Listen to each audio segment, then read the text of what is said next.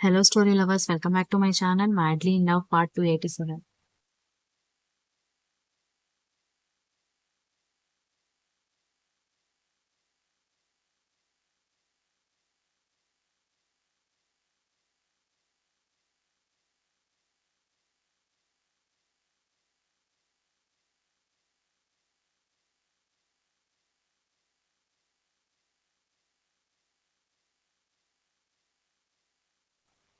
కర్ణ phone receive చేసుకుని దక్ష నిద్రపోతూ ఉండడంతో ఆమె నుదుటి మీద ముద్దు పెట్టి, ఏంట్రా ఇప్పుడు ఫోన్ చేశావు? మీ అక్క అసలే ఫీవర్లో ఉంది. ఫోన్ రింగ్ టోన్ సౌండ్ కి డిస్టర్బ్ అవుతుంది కదా అన్నాడు. అబ్బా బావా, అక్కంటే నీకు పిచ్చని నాకు తెలుసు కానీ ఒకసారి నేను చెప్పేది కూడా విను. ఏదైనా ఇంపార్టెంట్ పని లేకుండా ఎందుకు ఫోన్ చేస్తాను అనగానే మురళి గొంతులో వినిపిస్తున్న అసహనం, కంగారు అర్థం కావడంతో ఏమైందిరా అన్నాడు కర్ణ.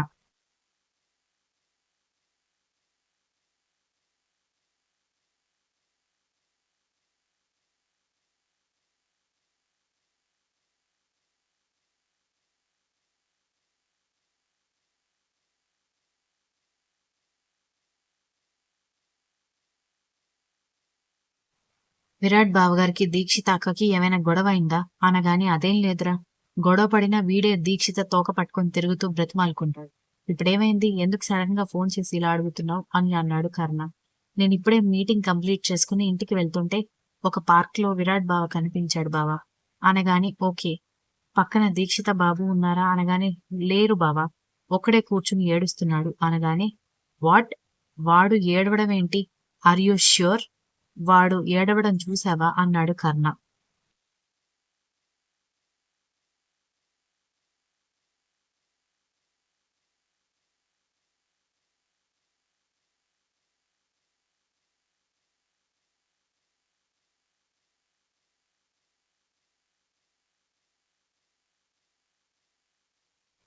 నేను బావగారికి 10 అడుగుల దూరంలోనే ఉన్నాను బావా, కుళ్ళి కుళ్ళి ఏడవడం నేను చూస్తూనే ఉన్నాను అనగాని పార్క్ అడ్రస్ లొకేషన్ నాకు షేర్ చేయి అనగాని ఓకే బావా అంటూ మురళి ఫోన్ కట్ చేసి కర్ణకి లొకేషన్ షేర్ చేయడంతో వెంటనే కర్ణ రేఖని పిలిచి నేను విరాట్ ని కలవడానికి వెళ్తున్నాను. దక్ష నిద్రలేస్తే విరాట్ తో మాట్లాడడానికి వెళ్ళానని చెప్పు, తనకి తినడానికి ఏదైనా పెట్టు అని చెప్పాడు.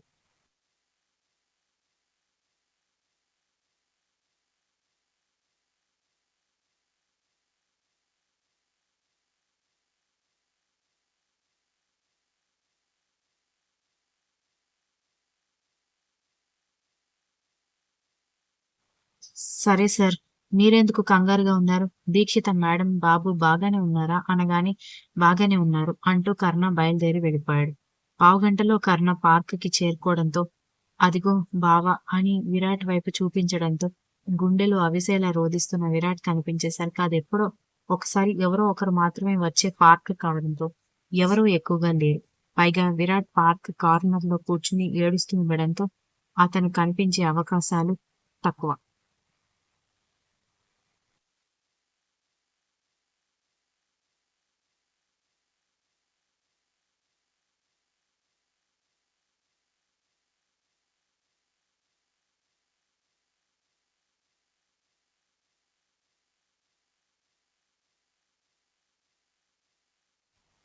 దాంతో అక్కడ కూర్చుని ఏడుస్తూ ఉండడంతో వీడేంటి ఇలా ఏడుస్తున్నాడు అని అనుకుంటూ ఇద్దరూ దగ్గరికి పరుగులు పెట్టారు. కర్ణ వెళ్లి విరాట్ భుజం మీద చెయ్యి వేయగానే వెంటనే కన్నీళ్లు తుడుచుకుని తలెత్తి చూడగానే కర్ణ కనిపించడంతో విరాట్ కళ్ళు రెండు నిండుకోవడంతో ఏమైందిరా, ఎందుకు ఏడుస్తున్నావు అని అడిగాడు కర్ణ.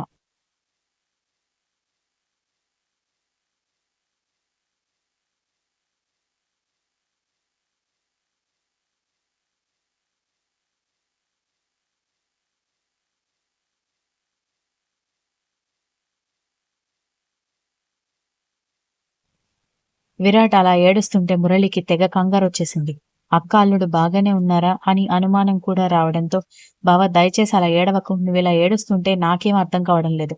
అక్క బాబు బాగానే ఉన్నారా? మొన్న ఊరు నుంచి వచ్చేటప్పుడు కూడా బాగానే ఉన్నారు కదా అన్నాడు.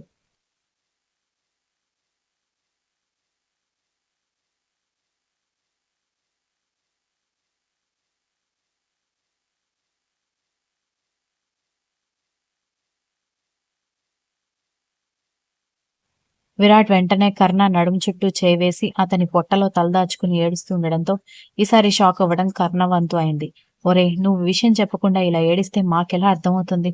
అసలేమైందో చెప్పు అనగానే బాబు బాబు అని ఏడుస్తుండడంతో మురళికి కర్ణకి కంగారు పుట్టి ఏమైందిరా బాబుకి అనగానే డాక్టర్ చెప్పిన విషయాలన్నీ ఏడుస్తూనే చెప్పాడు విరాట్.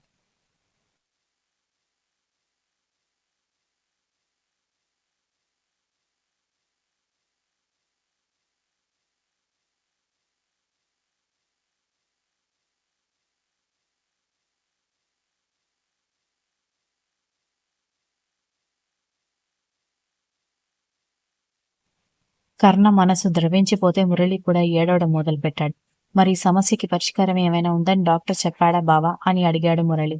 10 ఏళ్ల వయసు వరకు ఆ గుండె విషయంలో ఎలాంటి ట్రీట్మెంట్ చేయడం కుదరదని, అప్పటి వరకు మెడిసిన్స్ వాడాలని చెప్పారు అనగానే మరి అలాగే వదిలేస్తే ప్రాబ్లం పెద్దగా అవుతుంది కదరా అని కర్ణ అనగానే 10 ఇయర్స్ తర్వాత హార్ట్ ట్రాన్స్ప్లాంటేషన్ చేస్తారంట. అప్పటి వరకు గాజు బొమ్మలాగా చూసుకోవాలని చెప్పాడు అని అన్నాడు విరాట్.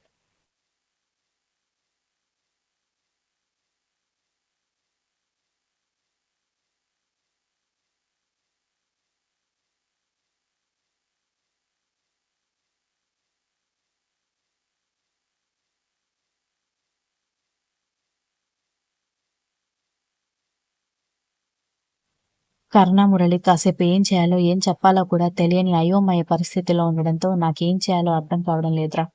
10 ఇయర్స్ మేనేజ్ చేయడం చాలా కష్టం. నేను ఓవర్గా కేర్ తీసుకోవడం, డైలీ ఈ మెడిసిన్ వాడడం దీక్షిత చూసిందంటే ఖచ్చితంగా తనకి డౌట్ వస్తుంది. నీకు తెలుసు కదా, దక్ష నీకేదో అవుతుందనే నిన్ను వదిలేసి వెళ్ళిపోయింది. అక్క చెల్లెలు ఒకటే జీన్స్, ఒకటే రక్తం కదా, ఇద్దరు ఒకేలాగా ఆలోచిస్తారా. తన బిడ్డకి ఏదన్నా అవుతుందని తెలిస్తే దీక్షిత ప్రాణం వదిలేస్తుంది అని అన్నాడు విరాట్.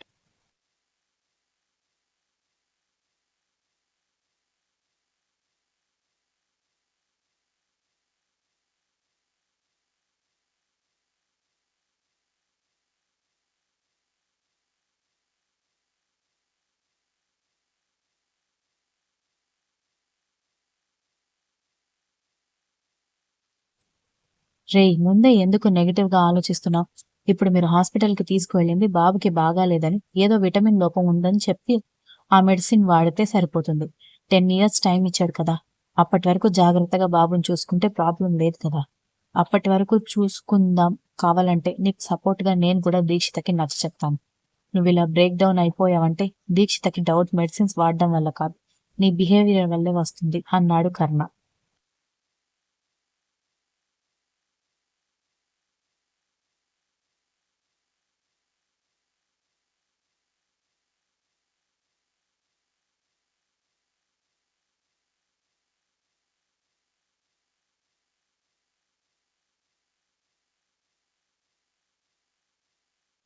కానీ నా వల్ల కావడం లేదురా. వాడి వయసెంత? వాడికిప్పుడు ఈ సమస్య ఏంట్రా అనగానే దేవుడు ఎవరికో ఒకరికి ఏదో ఒక సమస్య పెడతాడ్రా. సంతోషంగా వెళ్తూ ఉంటే వీళ్ళు చాలా సంతోషంగా ఉన్నారు, వీళ్ళ లైఫ్లో పెను తుఫాను క్రియేట్ చేయాలని అనుకుంటాడు. నా లైఫ్లో దక్ష నన్ను వదిలేసి 1 ఇయర్ నాకు దూరంగా ఉండడం, ఎక్కడుందో ఏంటో కూడా తెలియనివ్వకుండా నీ లైఫ్లో బాబు విషయంలో ఇలా జరిగింది. ఏం కాదు, బాబు సెట్ అవుతాడు అని చెప్పాడు కర్ణ.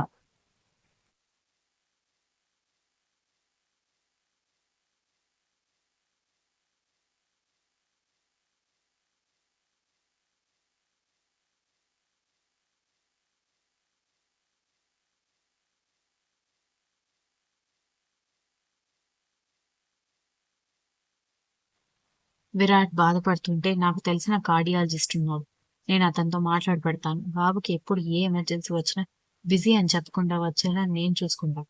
నువ్వు కన్నీళ్ళు తుడుచుకుని ఫేస్ వాష్ చేసుకుని డౌట్ రాకుండా ఇంటికి వెళ్ళి డాక్టర్ చెప్పింది దీక్షితకి చెప్పు అని చెప్పాడు Karna. Continues. If you like the story, please like, share, comment and don't forget to subscribe.